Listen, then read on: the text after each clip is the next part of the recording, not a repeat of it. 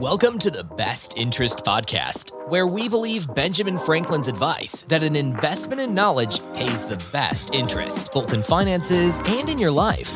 Every episode teaches you personal finance and investing in simple terms. Now, here's your host, Jesse Kramer.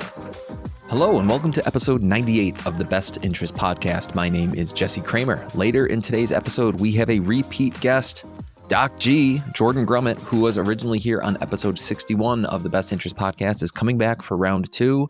Today, he's going to be talking to us a little bit about some of the research that he's been doing recently, some of the writing he's been doing recently, all about purpose, because a lot of this financial planning, personal finance, investing stuff we do, like what's it all for? What's the point of it all?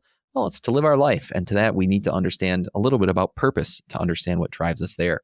But first, we have a review of the week from Blue Horizon King, who left a 5-star review on Apple Podcasts and wrote, "A crisp overview to your personal finance queries. I got introduced to the Best Interest Podcast by another great one, The Long-Term Investor, hosted by Peter Lazaroff." And yeah, there a little note from Jesse here. That is a terrific podcast. Peter's been here on the Best Interest, and I've been on Peter's podcast. Now, back to the review.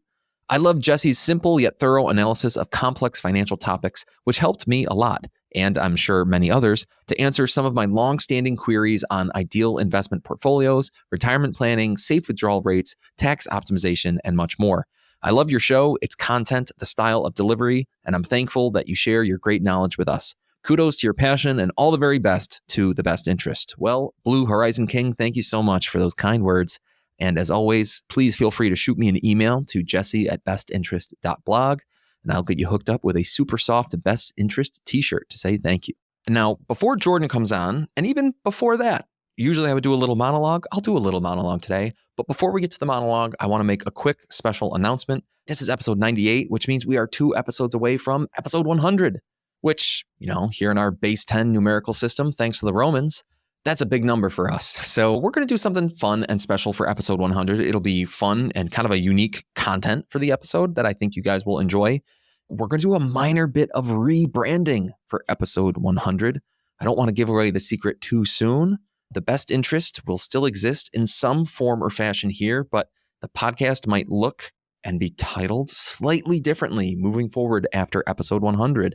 And I'll explain why when that episode comes out. But anyway, I just want to do a little bit of advertising and marketing beforehand to get you listeners excited for what should be a fun and interesting and hopefully enjoyable episode and a celebratory episode coming up soon on episode 100 of the podcast. Now, before we get to Jordan today, I've got some thoughts on purpose. I'm going to chime in with a little bit of my thoughts, and then we're going to hear what Jordan, the real expert, has to say about it. We want to start with the human condition. We're going deep. We're diving straight into the deep end. The human condition, it's one of those grand, mysterious ideas that philosophers have pondered for centuries and poets have tried to capture in verse. But I think if we're honest with ourselves, if you're anything like most of us, you've probably thought about it more than once while lying awake at 3 a.m., wondering what the heck you're doing with your life. What is this whole purpose thing about anyway? Why do we wake up every morning? We brush our teeth, we make our coffee, we put our clothes on, we start getting on that treadmill of life. We drive to work, we hustle all day, we wait in line for a Chipotle bowl at night.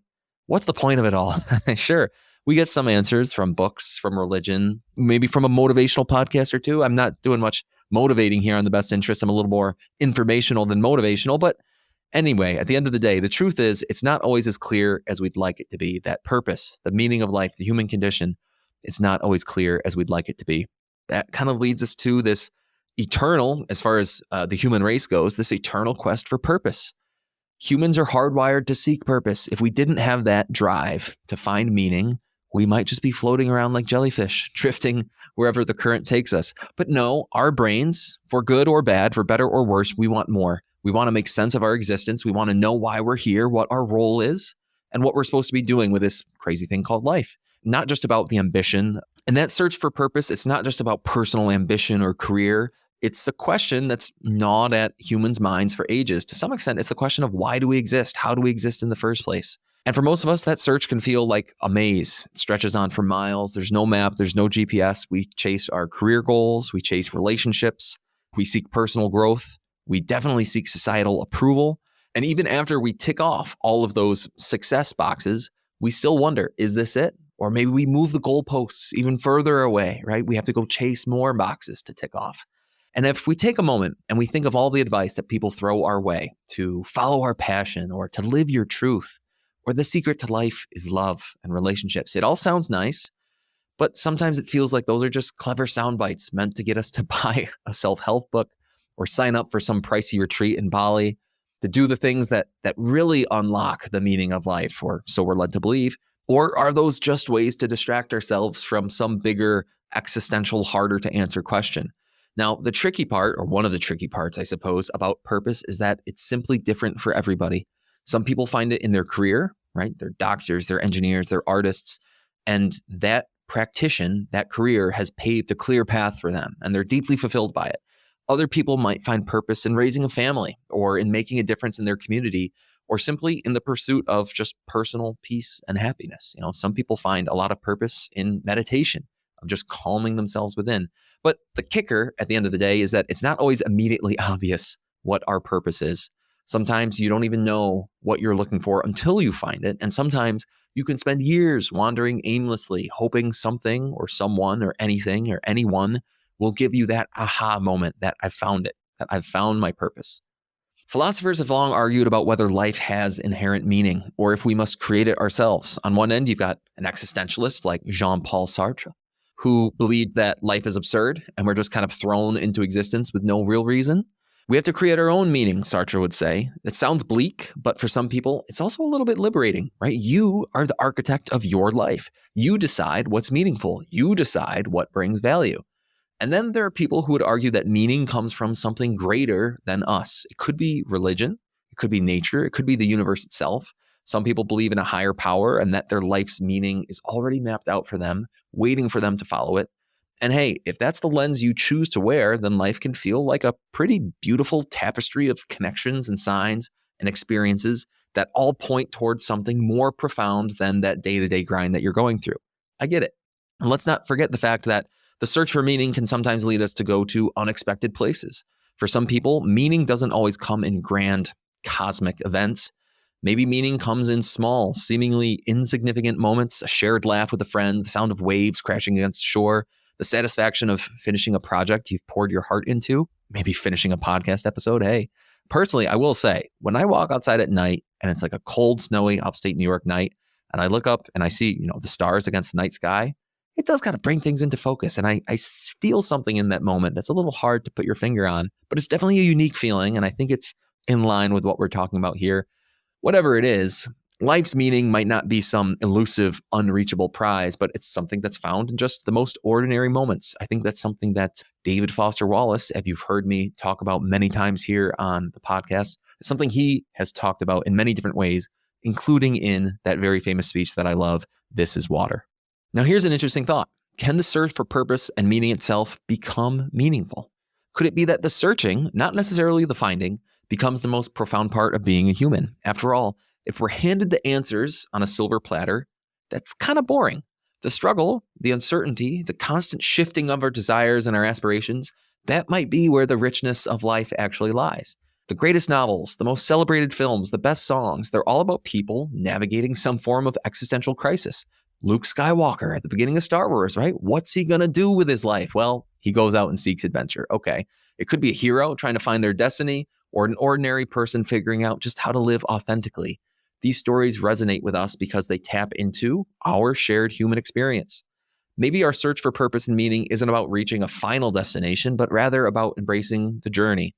Maybe it's about staying curious, about remaining open to new ideas, to new perspectives, about diving into the unknown, right? Searching for something new, or just enjoying the ride along the way. Because let's face it, if we figured it all out, life would lose a little bit of its mystery, a little bit of its glitter, and we'd miss out on the joy of discovery. It's also worth considering that maybe the search for purpose and meaning is something that evolves over time, right? It's not a one-time thing that you check off your list once you figured it out. It's kind of like a financial plan, right? It's not a one-time thing. It's ongoing. As we grow, our sense of purpose changes. What felt meaningful when we were 18 might not be the same as 25 or 33 or 40 or 50 and beyond, and that's okay. Life can be fluid. Our experiences, our relationships, our personal growth, they all shift. And so too should our understanding of what truly matters. Perhaps that's the beauty of being really human. The search itself, it's an ongoing adventure. It's one that never really ends. We evolve, and as we do, our relationship with purpose and meaning, it evolves too. Each chapter of life has its own flavor of these things, right? Each season of life. And that's something worth celebrating in and of itself. Maybe we shouldn't stress too much about finding the ultimate purpose, quote unquote, or the meaning of life. Maybe the key to the human condition is embracing the mystery, the uncertainty, the possibility that we might not ever have all the answers. And that's okay. That's perfectly fine. Instead, just keep on searching, keep questioning, keep finding joy in the little day-to-day moments, because in the end, it's not about having it all figured out. It's about living fully while we still can. And if that answer isn't quite good enough for you, I understand. But if you're ever in doubt, just remember, even the greatest minds, they haven't figured it out either. Here's a quick ad, and then we'll get back to the show. Every week, I send a quick free email to thousands of readers that shares 3 simple things. 1, my new articles and podcasts. 2, the best financial content of the week from all over the internet. And 3, a financial chart that explains some important concept in the news that week. It's a great primer to boost your financial know-how. But Jesse, I don't want another email. Well, this might not be for you, but I do hear you, which is why I make it very short, sweet, and full of only the essentials. A whopping 66% of subscribers read my email at least once a month. They're enjoying it, and maybe you will too. You can subscribe for free on the homepage at bestinterest.blog. Again, that's a free, no-strings-attached subscription at bestinterest.blog. Now, those are just my thoughts, but to hear some more profound thoughts, and to be honest, some thoughts that I think you really can apply into your life, we're going to bring on Jordan Grumet here. Jordan Grumet, Doc G, as he's better known, he found the spark to become a doctor, a medical doctor, after a deeply personal event reshaped his life's trajectory. The unexpected loss of his father, who was an oncologist, ignited a passion within Jordan to practice medicine himself, and it instilled a unique vantage point that later melded seamlessly with his financial expertise. This convergence of roles, financial expert and doctor, has spurred him to explore profound notions like wealth, abundance, and financial independence with a thoughtful and critical lens. In August of 2022, Jordan's literary pursuit took shape in his book, Taking Stock, a hospice doctor's advice on financial independence, building wealth, and living a regret-free life. It was published in August 22 by Ulysses Press. And now his second book, called The Purpose Code, will be published in January 2025. In fact, by the time you're hearing these words, as I'm speaking here in December, if I'm being honest with you, the book actually might be out, or it soon will be out by the time you're hearing these words. So look up The Purpose Code, published by Harriman House Press. Jordan's journey intertwines medical insight and financial wisdom, resonating deeply with those seeking a balanced, meaningful life. And without further ado, here is Jordan Grumet, Doc G, for a second time on the Best Interest Podcast.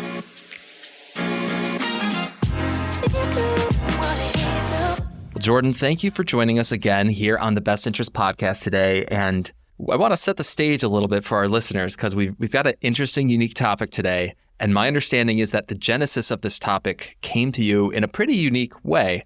And for listeners who don't know, Jordan is a very popular speaker at personal finance conferences, at investing conferences. And you speak in a lot of public forums. And you noticed a pattern that people were coming up to you after some of your talks, after some of your speeches. And sure, I'm sure a lot of people were thankful, intrigued, but some people would come up to you angry. And you noticed this pattern over time. What were these people angry about? Well, let me set this up for you. So for those of you who don't know me, I am a physician who burned out in medicine, discovered personal finance, realized I could step away, but only kept one part of medicine which was filling me up, which was being a hospice doctor, dealing with the terminally ill. And so I dove into personal finance. I started a personal finance podcast, and I would have these financial independence people on, these business people on, these people who are kind of masters of their universe, making lots of money. And I'd ask them, okay, what's enough? And what's your why behind all this? And I got a lot of blank stares. And what I realized is that my patients on my deathbeds could talk to me about regrets and all they wish they had done in life. And that type of information was exactly what all my personal finance people needed to hear. What is important in life? It's certainly not making millions of dollars, and it's not working those nights and weekends. What my people on their deathbeds were saying is, I really regret that I didn't do X, Y, and Z. I really regret I didn't live a life that was more unique to who I am and what I care about. And so I wrote a book called Taking Stock, which was all about what the dying could teach us about money and life. And a main premise of that book is that we should really put our purpose first and build a financial living or build a financial framework around it, So I went to take this message to the people. I went to a bunch of conferences and I talked about and marketed my book. And people would come up at the end of my talk and they'd be angry. And the first time this happened, I thought it was just a one-off. But it kept happening over and over again. And people would look at me and say, this is wonderful and everything, but you keep on telling me I need to find my purpose. And I've been looking for my purpose forever. I don't know what it is. In fact, I'm so frustrated. I don't think there is a purpose. So will you please stop telling me to find my purpose? This, of course, made me do a big deep dive into purpose. I looked at all the scientific literature and information. I found out two things, and they seem to contradict each other. First and foremost, purpose in life is associated with health, longevity, and happiness. Tons of studies, very, very clear.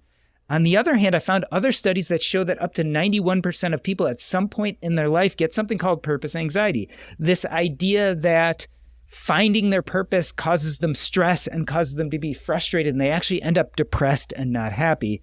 So this was a paradox, and I set out to resolve this paradox, and I came to the conclusion that we just totally get purpose wrong. It's not one thing, it's most likely two, and one of those is more associated with anxiety, and the other is more associated with health, happiness, and longevity. And so I set out to write this book, The Purpose Code, to help people pursue the right version of purpose so they could be happier. I know in the book you call them kind of the capital P and the little p purpose, and you explain them really well in the book. But can you talk to us a little bit about maybe some examples of, or just think of someone going through life. What's the two examples of those different types of purpose? I can give you 100% example based on me, right? So let's talk about the two different types of purpose. They are big P purpose and little p purpose. Big P purpose is big, audacious purpose associated mostly with goals. Usually because we live in America, these are big, audacious goals. Like if you can think it, you can build it. So we're talking about becoming a billionaire. We're talking about curing cancer. We're talking about traveling to the moon. All these big things we dream that we can build. Usually they're very goal-oriented. They're all or nothing. They're very easy to fail. And the problem is most of us don't have agency to actually achieve them. And we're not the right people at the right time, saying the right things with a good deal of luck and maybe the right genetics. So the problem with this kind of purpose is it's really easy to fail, and therefore it's more scarcity mindset oriented. Only a few people are going to get there. Let's compare that to little p purpose, which is process oriented, not goal oriented. Therefore, it is very abundant. Think about the million things you can enjoy the process of doing instead of all or nothing. This is all or all. It's almost impossible to fail. So let me give you an example. Me and podcasting. Let's compare and contrast. I love podcasting. It is my little p purpose. When I get behind the microphone and get to interview someone, it lights me up. Even if I produce that episode, put it out there, and no one listens to it, I still think it was a really good hour that I spent interviewing someone. But let's turn that into big P purpose. Let's say I decide that I want to get 1 million downloads every month. That is big, audacious purpose. That's really, really difficult. The problem is, how likely is it that I'm going to get there? To do that, I have to be the right person at the right time, saying the right things. I probably have to put a decent amount of money and time into it. I probably have to be a little bit lucky. Like, did I get interviewed by someone big, or did I get mentioned in the newspaper? That's big, audacious purpose. And the problem is, to get there, I might have to start doing things I don't like. So I'm not a big fan of social media, but if I really want to have 1 million downloads a month, I'm going to have to get on social media all the time. Maybe I'm going to have to write a newsletter. And you know what? I don't want to write a newsletter. I don't enjoy doing that. So I could spend my time doing things I really don't like doing to get to this goal. It's big P purpose. If I don't get to the goal, I'm going to be frustrated and I'm going to fill my time with activities I don't love. So it's not going to feel very great. But let's say I get there. So I spent 90% of my time abandoning what I love, which is that 1 hour of interviewing, and instead doing social media and writing newsletters, all these things I don't love. So I spent all this time doing things I don't love. I get to the 1 million downloads and I'm happy. But how long am I happy for? A day, a week, a year? At some point, I habituate back down to my level of happiness I was at before.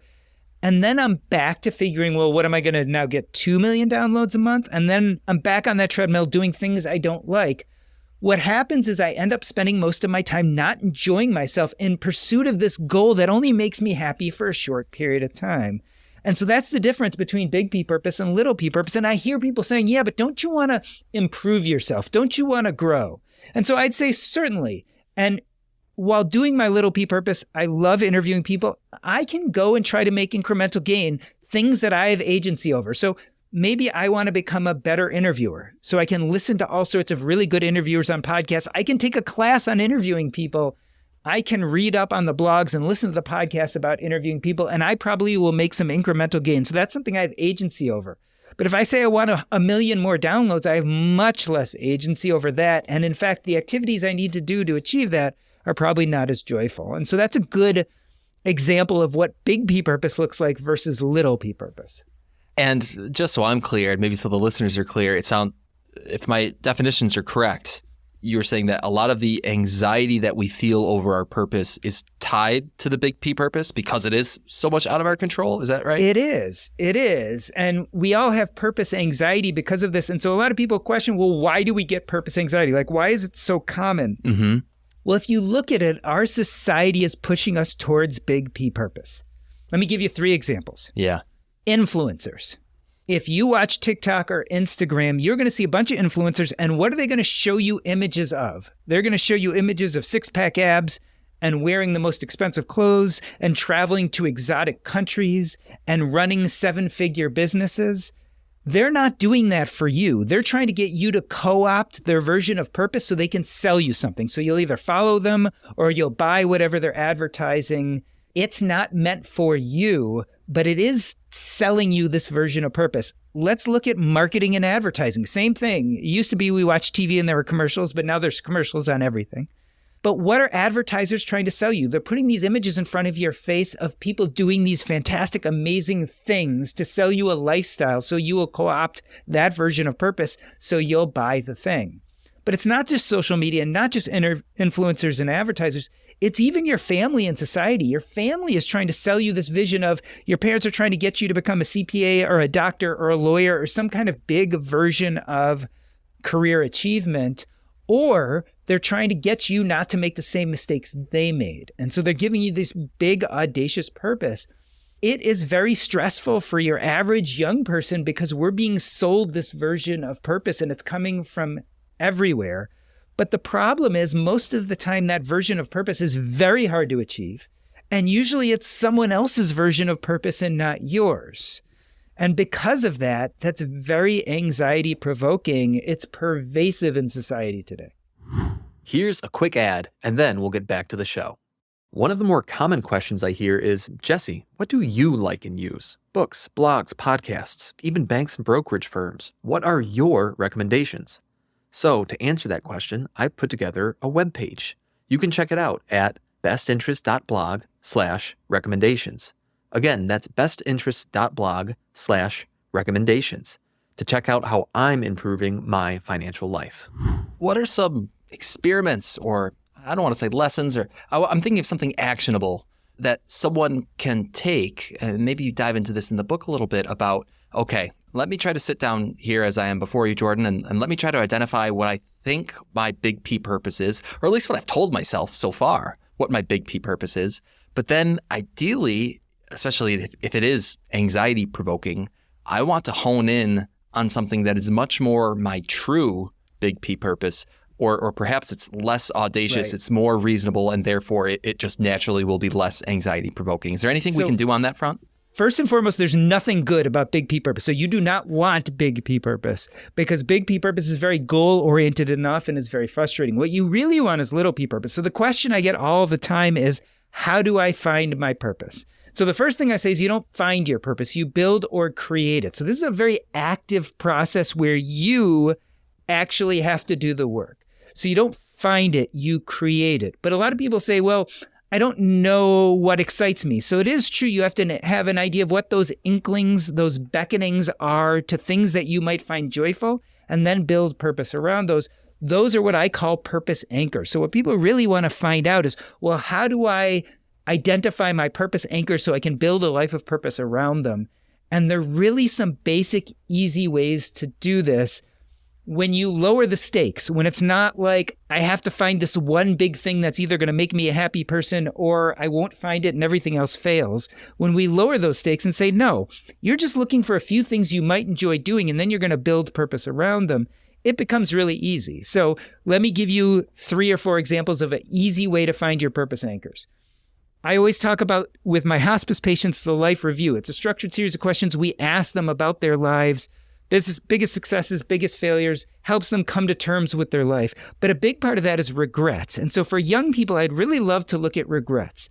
What does regret feel like to you when you're on your dying bed? It's really disappointing because you don't have the energy, time, or ability to really change things. You don't have agency. But what does regret look like to a young, healthy person who has years and years ahead of them? That looks like a purpose anchor to me. Find what you regret, turn it around, think of that as an anchor of purpose, and then build a life of purpose around it. So regret is a great way to start thinking about purpose anchors. The joys of childhood. Often when we're kids, we have all these things we love doing. We go out into the world and do these joyful things all day. We lose track of time. We're not worried about the goal. We just like to play. And then all of a sudden we get older and we start talking about career and we drop all those things. So think about what your childhood room looked like. What were the trophies? What were the drawings? What were the posters? Usually we kind of know what we like as a kid and eventually drop it. But if you're looking for a sense of purpose in your adult life, think about what you liked as a kid. I loved baseball cards. Even today, every time I look on Facebook or I read an article that has anything to do with baseball or baseball cards, my brain lights up. Now, I'm so busy with other versions of Little P Purpose, I just don't have time. But if I was really looking to build a life of purpose around something, baseball cards would be a great purpose anchor for me. So regret is one, the joys of childhood. Another one I like to look at is work. A lot of people don't enjoy the work, but there is a little piece of work they do like. Maybe it lasts for an hour every week. Find those things in work you like, even if you don't love your job, and start thinking about those as purpose anchors. I got tired of being a doctor, but I loved hospice work, and I was doing it for about 10 hours a week, but that became a major purpose anchor for me. And last but not least, an easy thing to do is if nothing else works, use the spaghetti method. Throw a bunch of things against the wall, see what sticks. That means trying things you don't normally do, hanging out with people you don't normally hang out with, maybe doing something that makes you feel slightly uncomfortable. And if it's a day well spent, that might be the beginning of a purpose anchor for you. So there's abundance here, a million things. And every time I coach people on purpose and I go through the process of finding purpose anchors, we usually find about 15 or 20. And then I get the exact opposite question. I don't have nearly enough time to do all this. And then I say, take a dart and throw it up against a dartboard. And whatever 2 or 3 things you hit upon, decide that those are going to be your purpose anchors. It's not about what your purpose anchor is. It's about the life of purpose you build and create around those ideas. You're reminding me of a fairly well-known Charlie Munger quote. I might not get the quote exactly right, but one thing he says is the key to happiness is low expectations. That's paraphrased as a Charlie Munger quote. Is that lined up with what you're thinking here? And especially when I think of some of the big P purpose, which we want to avoid, it sounds like some of that is, as a society, maybe just as humans, I don't know, just the human brain with us, we're strivers. But especially when you put us inside of the society that you and I live in, it's a society where, there are expectations laid upon us to do great things and to change the world. Yeah. And it's just kind of removing some of those high expectations, a net positive for our lives. So here's what I like to say. You're saying high expectations, but what we're really saying is impact and legacy. So when people say, I don't want to give up big P purpose because that's how I change the world, what they're really saying is big P purpose is associated with impact and legacy, and little P purpose isn't. And that's why I have all these big, audacious goals. Here's my answer. And the best answer I can give to you is in the form of a story. So I like to talk about my maternal grandfather. My maternal grandfather died in the 1960s, 10 years before I was born. My maternal grandfather loved math. It was his little P purpose. He didn't want to solve the world with it. He just loved it. So what did he do? He became a CPA. Now, back in the 1950s, when my mom was a little girl, she used to sit on his lap and he would take out all of his charts, right? Because they didn't have computers and, electronic spreadsheets at that point. They had pen and paper. Mm-hmm. So he'd have all the little boxes and he showed her the numbers he would put in each of the little boxes, and he loved it. And so she saw him doing this thing that he loved, this little P purpose that lit him up. And as most kids do, she decided to try on that identity. Do I love math? Would I like to be a CPA? The answer ended up being yes. And she became a CPA too. When I was a little kid, I had a learning disability and I couldn't read. While all my classmates were in their beginning readers, I was coloring with crayon in a coloring book. I would have thought that I was lost, that I just wasn't smart enough. But you see, I had taken on my mom's identity. I love math too. And in fact, my math scores were among the highest. And so I knew that even though I couldn't read, it wasn't that I was dumb, it was that I needed more help. And that gave me the confidence to eventually get over my learning disability. I went into medicine, a highly mathematical field. And one day when I was a new doctor, I was running at the hospital and this guy kept on getting him into the hospital on death's doorstep, dehydrated. And I noticed the mathematical connection between two of his lab results, and we diagnosed him with a very rare disease. We put him on the right medicine and he got better. And he was a pastor at a local church, and he took in homeless kids and fed them and got them social services and helped them find jobs. So let's think about this. One guy practicing his little p purpose in the 1950s changed the world such that 60 years later and hundreds of miles away, some kid was getting supported after he ran away from an abusive home. That's legacy. That's impact. Like a stone dropped in the water, my maternal grandfather displaced just a little bit of water, and that became a wave. And at times that wave came together with other waves to be big and mighty and massive. And at other times it dissipated to just a small little wave. But 60 years later, it's still coming up on various shores throughout the world and touching people's lives. Little p purpose changes the world. And so I think it's a moot discussion. It's not that I either do big P and have impact or do little p and don't have impact. I think little p purpose actually in many ways changes the world more. You're reminding me of something I wrote. I'm trying to remember the title, Jordan, because I wasn't anticipating thinking about this during this interview. I'll find it. I'll throw the link in the show notes. I might even make it my monologue before this conversation. So for those listening, it might feel like I'm speaking backwards in time here. But the gist of this article, I think I called it impact theory or something like that. But the whole idea is, I just noticed it's so funny how as you interact with the world, you never know what the impact of your interactions with people might be. Yeah. And you never know, 90% of these interactions, especially like mundane, basic interactions, that ripple, to use your metaphor, is going to dissipate and pretty much nothing's going to come of it.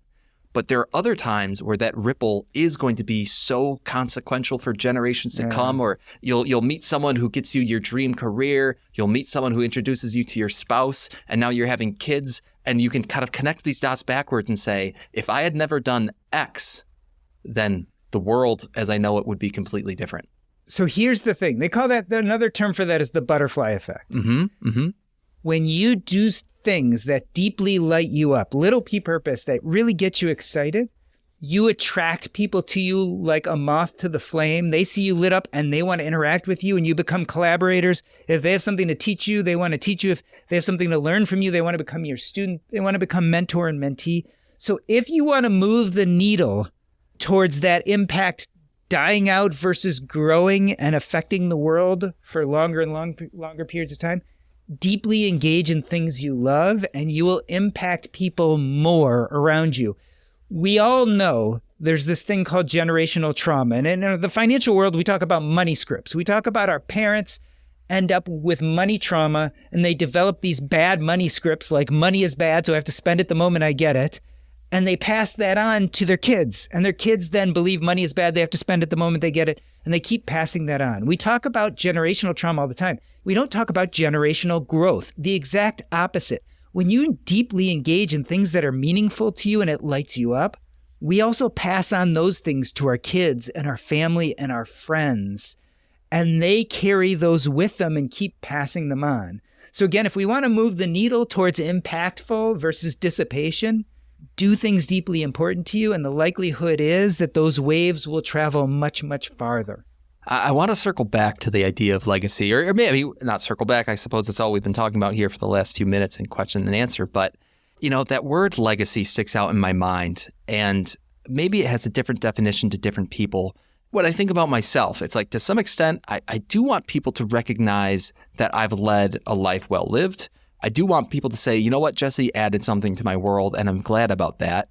But I don't think I care after I die if strangers essentially out there are saying like, wow, I'm still reading or listening to the words of Jesse Kramer. That's just my personal thoughts on legacy.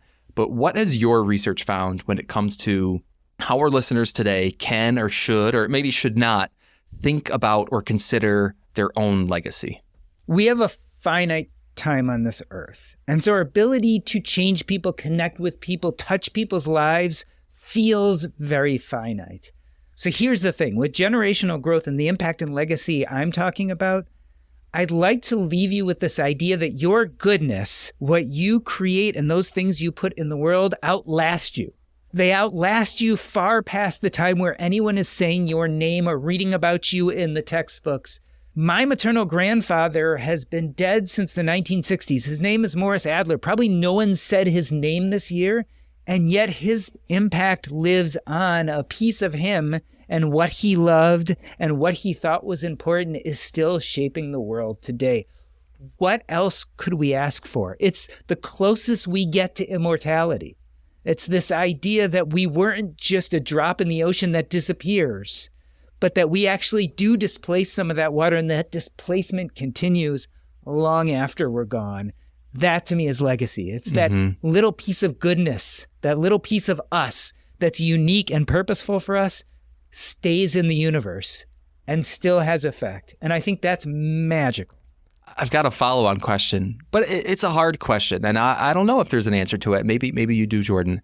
And the question is, if your maternal grandfather, Morris Adler, how aware he was of this when he was living. Now, obviously, he couldn't be aware of what 50 years in the future could be. He wasn't. But, maybe somewhere in the back of his mind, he knew that he was sharing his enthusiasm and his love of numbers with your mother, his daughter. And maybe he knew that, it's got to have a positive effect in some way. And I guess the real question, and I think about the actionable thoughts as we can take away from this conversation is there anything that we can do in our lives to just be more aware of the fact that we are doing positive things, we are having positive impacts, we are striving to be a positive role model for someone, and you know what?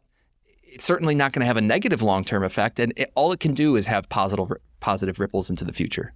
Here's the great thing. It's a happy side effect. Don't even go for legacy. Don't go for impact. Just do things that light you up. Follow your little P purpose. Look at the calendar of your life, all the days, weeks, months, and years, and start taking an accounting of how much of that time is filled up with things you love and how much of that time is filled with things you loathe. And every month, I want you to look at that calendar and work on creating more things you love and getting rid of more things you loathe.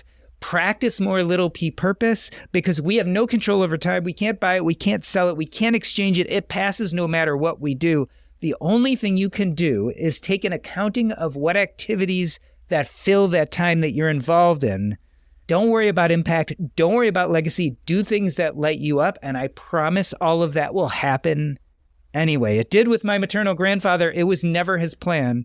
It can happen for you too. Well, Jordan, I think the listeners are going to be able to just feel the little P purpose in your life coming through their headphones today. And if not, they're going to be able to see it for themselves when the purpose code hits bookshelves. And now, once listeners are hearing this, where can they go get a copy of the purpose code? And what are some of the things that they can really look forward to taking away? So basically, you can go to jordangrumet.com, JORDANGRUMET.com. There you can get links to both of my books, Taking Stock in the Purpose Code, as well as where I create content on the web. The most common place is the Earn and Invest podcast, but there's the Purpose Code Substack, as well as links to my old financial and medical blogs. And what you should expect from this book is an actual version of purpose that you can touch and feel and use and manipulate. We're not talking about pie in the sky theory. When you're done with the purpose code, you should have a distinct plan for how you can build more purpose into your life. It is straightforward, it is abundant, and it is something we can all strive for. That sounds simply amazing. Doc G, Jordan Grumet, thank you so much for joining us here on the Best Interest Podcast. Thank you for having me on the show. Thanks for tuning in to this episode of the Best Interest Podcast. If you have a question for Jesse to answer on a future episode, send him an email at jesse@bestinterest.blog. Again, that's jesse@bestinterest.blog. Did you enjoy the show? Subscribe, rate, and review the podcast wherever you listen. This helps others find the show and invest in knowledge themselves, and we really appreciate it. We'll catch you on the next episode of the Best Interest Podcast. The Best Interest Podcast is a personal podcast meant for education and entertainment. It should not be taken as financial advice and is not prescriptive of your financial situation.